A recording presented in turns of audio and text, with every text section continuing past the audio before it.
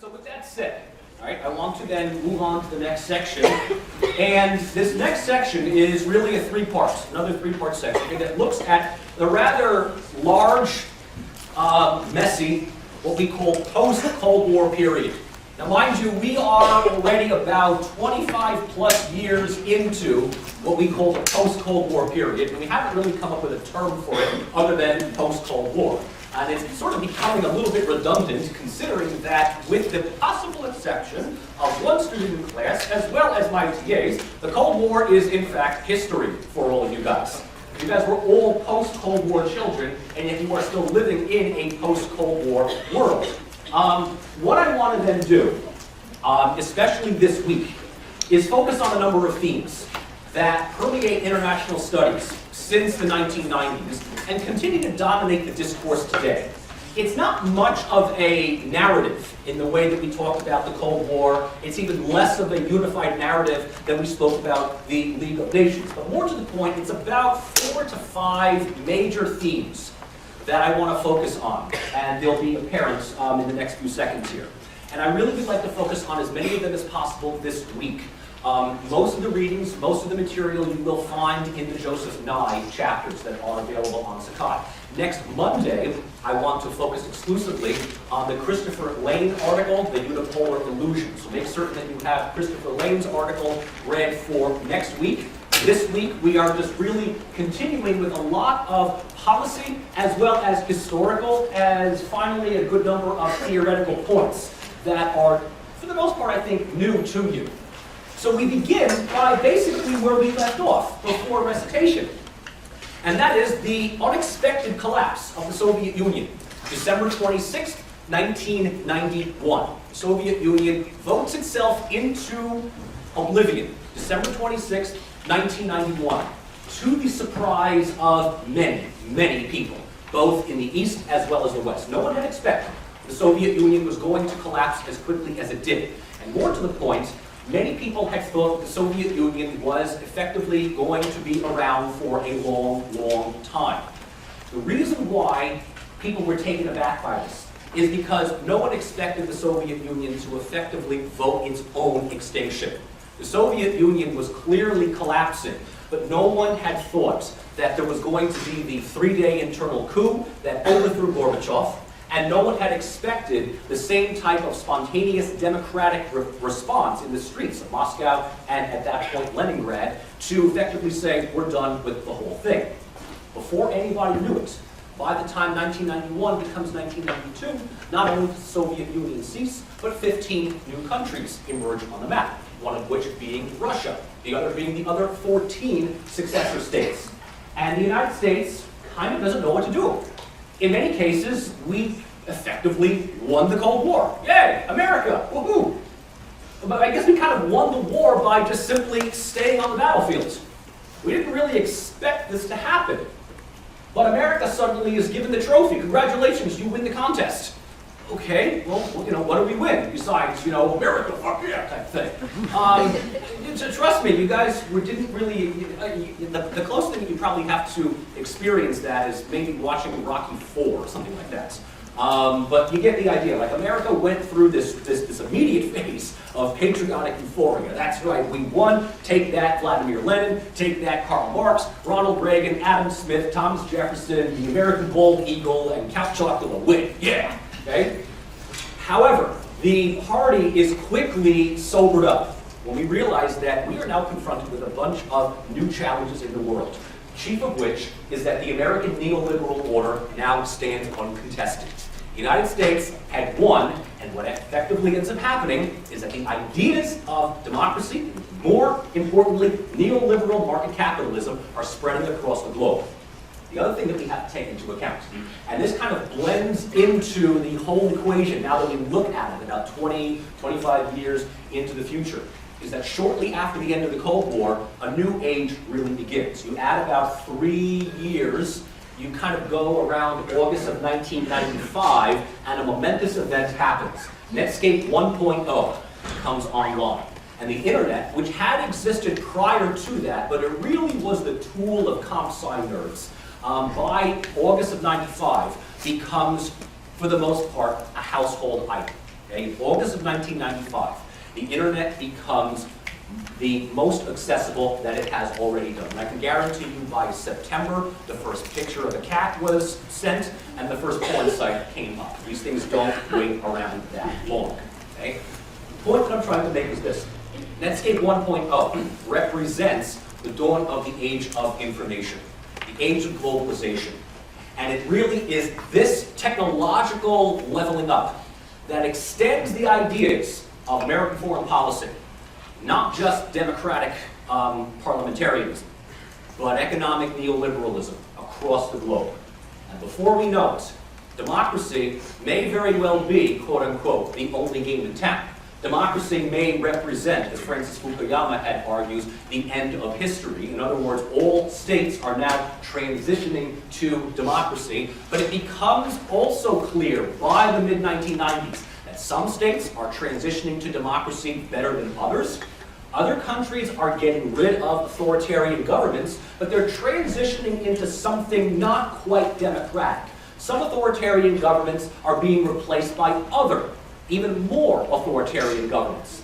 And more to the point, and here I talk about this in my Intro to Comparative Politics class, we find an increasing number of countries that are somehow stuck in the middle between democracy and authoritarianism, what we call hybrid regimes. Regimes that look authoritarian, but they operate under some minimal requirement of democracy, chief of which are elections.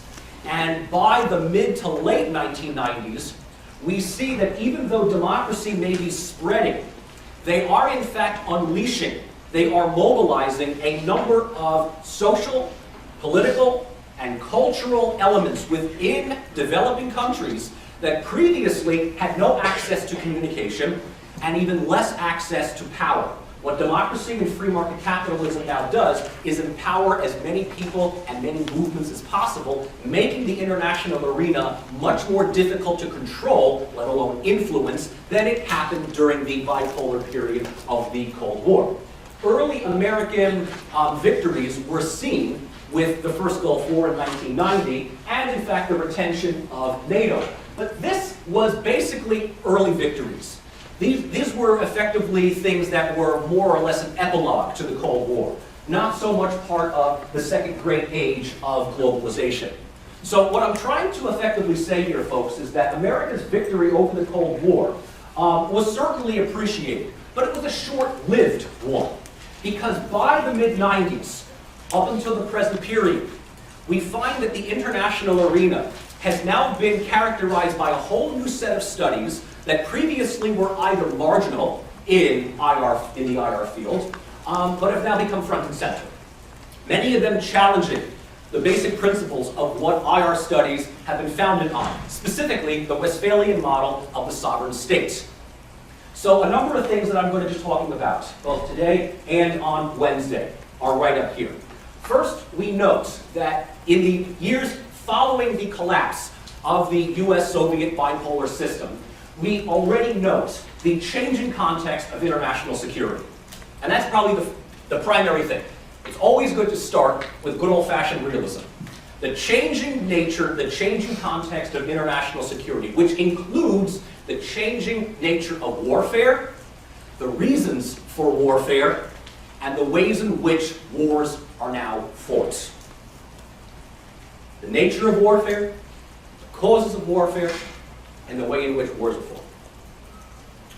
Number two, this is somewhat related to this, an emerging international society. Now, we didn't talk about the United Nations all that much last week, the week before that. The United Nations was there shortly after the Second World War. It was, for the most part, a product, a representation of Cold War politics. The United Nations, after the Cold War, increases its, maybe not its power, but it increases its influence exponentially. Because as the bipolar system of power breaks down, and here we're going to talk about this a week from now, the United States finds itself alone at the top, at least for a decade. The United States is the only remaining superpower in the world, which means that the second-rate powers, even countries that would have previously allied with the United States during the Cold War, are going to suddenly find themselves increasingly estranged from US foreign policy because they no longer need the United States as a buffer against the Soviet Union. Now, there is absolutely no way in which these countries, Great Britain, France, Germany, Japan, China, Russia, whatever, can openly challenge US hegemony on the battlefield. Right? The United States has the largest military on the planet. In fact, there's really only 2 countries in the world right now that can give the US military a possible run for its money. And that's the Chinese military and the Russian military. And that's not because of technology, it's just simply because of conscripted soldiers. But there are other ways in which US foreign policy can maybe not be challenged, but certainly be questioned. That happens at the United Nations. The United Nations, as we're going to find out, is more than just simply a sequel to the League of Nations. Yes, I would say about 60 to 75% of the UN was based on the principles of the League, right? Don't ruin a good thing. But the United Nations is much more than that, especially because the United Nations has the United States as a member. But we also know that if you look at the way in which politics works in the United Nations, it is heavily influenced by 5 major countries, among which the United States is a member. 5 countries that are permanent members of the Security Council. We'll talk about that in a moment here. But the point to note here is that international society and the prevalence towards adhering to principles of international law, ironically and paradoxically, become a major challenge to US hegemony and US national interests around the world. Doesn't mean that the United States and international law are diametrically opposed, but it does imply that international law may in fact present an alternative strategy to what the United States as a sovereign country recommends for various regions around the world. Number 3, global capitalism is triumphant. And this is probably one of the biggest victims. This is probably one of the most obvious ones. Right? I've long stated that it was not Thomas Jefferson that won the Cold War against Karl Marx. It was Adam Smith. And if there was any major ism that was victorious at the end of the Cold War, it was free market capitalism. Early observations had said it was democracy and capitalism. And folks, for those of you that haven't really studied theories of democratic transition, an earlier understanding is that democracy and capitalism went together. You couldn't have one without the other. You couldn't be capitalist and not democratic. And it was very rare for a country to be democratic but not capitalist, right? The capitalist society, which is marked by an actively mobile bourgeois, middle class, basically forms the backbones of democracy. And that was something that was considered sacrosanct as far as the mid-1990s were concerned. But by the late 90s and into the new millennium, we find that there are a number of these hybrid regime countries, not necessarily democratic, not necessarily authoritarian, but they are certainly working within the principles of neoliberalism, particularly the free market. Capitalism, as we will note, at least a decade later, can function quite well in the absence of democracy. Don't believe me? What's the second largest economy in the world today? What country is the second largest economy in the world today? China. And what government is China? At least in theory, it's communist. It's basically communist just in name, but it's a single-party, for all intents and purposes, bureaucratic authoritarian state. We find that there are other countries that work fantastically within the capitalist model. Saudi Arabia, Qatar, the Emirates, Russia, just to name a few. Singapore.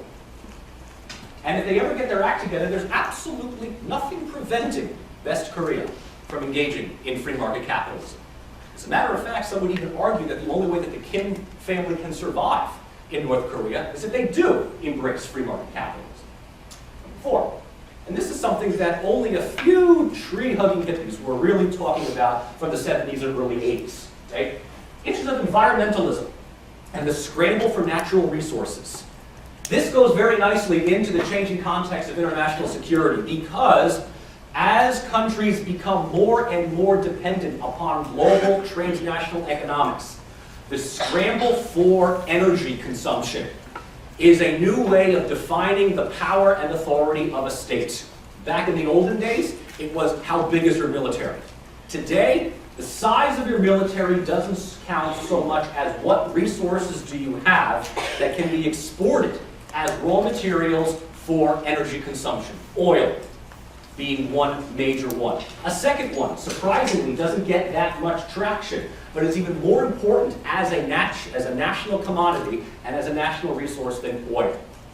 Even more important than oil. Anyone want to take a guess at what it could possibly be? Water, very good. The access to waterways, particularly clean waterways. Who controls the riverbeds? Who controls the lakes? Who controls international deep sea fishing? Why is the Arctic so bloody important as far as waterways are concerned? Natural resources and, of course, the effects on the environment become increasing problems. Whereas today, I don't think there's anybody that seriously denies that climate change is a major threat to global security. How about the fact that just the temperature of the world rises only by a few degrees, and we already see polar ice caps melting, coastal towns and cities being flooded, and some countries effectively being absorbed into the Pacific Ocean, right? But isn't like the theory that humans are responsible for global warming still, like, the jury's still out on that? Oh, I don't know. I mean, I'm not an environmentalist, but you know what? Let's just run with the idea. Let's just run with the idea that humans don't leave a carbon footprint on the environment. Let's just run with that theory. Isn't it still okay? Shouldn't it still be noble, honorable to just recycle? Shouldn't it be a positive thing to look for renewable energy? Let's just simply say that that doesn't happen. We do run almost exclusively for our cars and trains and automobiles on liquefied dinosaur. At some point, we're going to run out of, Tyrannosaurus slush. And the minute that happens will be the minute that a good number of governments that rely exclusively on the exportation of these goods collapse.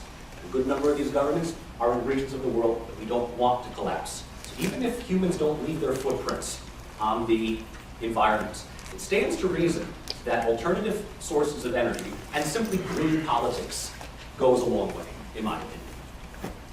So in that regard, environmentalism becomes front and center, an issue of international studies. And finally, the very issues of sovereignty.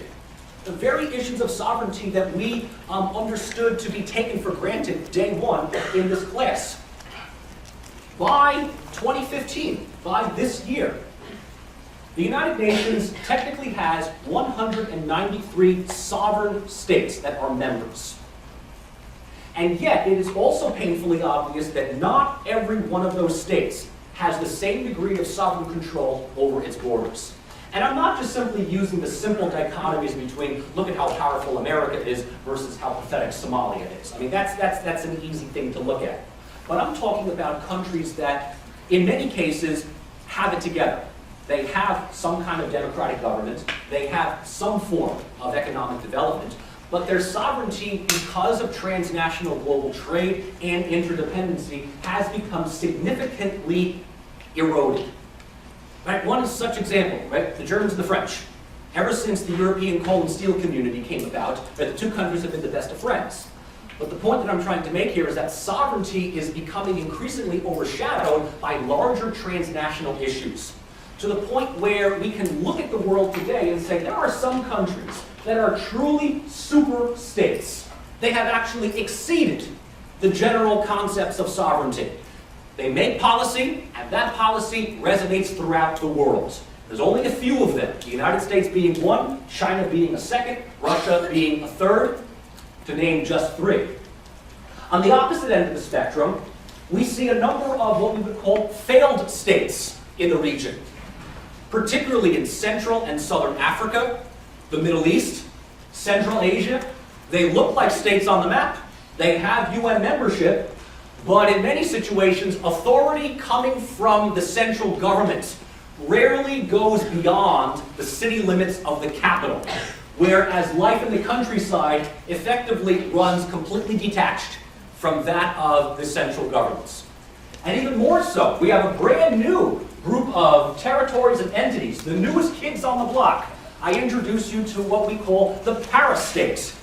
And these are what we would call de facto states. These are small pieces of territories that have broken away from larger countries whose people in power have effectively declared their independence from the host country, but they do not have international recognition. They may have a couple of countries that support them, but they don't have UN membership. But these parastates are growing. As a matter of fact, there was an attempt by one parastate this very morning to enter into UNESCO, Kosovo. And Kosovo's membership was turned down by only a few votes. Kosovo's sovereignty is, for the most part, up for debate. It is recognized by about 100 countries, but there is the remaining, 93, 94, however many countries are out there, don't recognize it.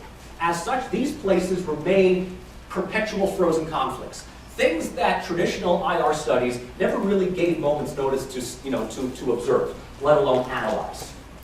So there's a lot of things. There's a lot of things to talk about in the next week and a half.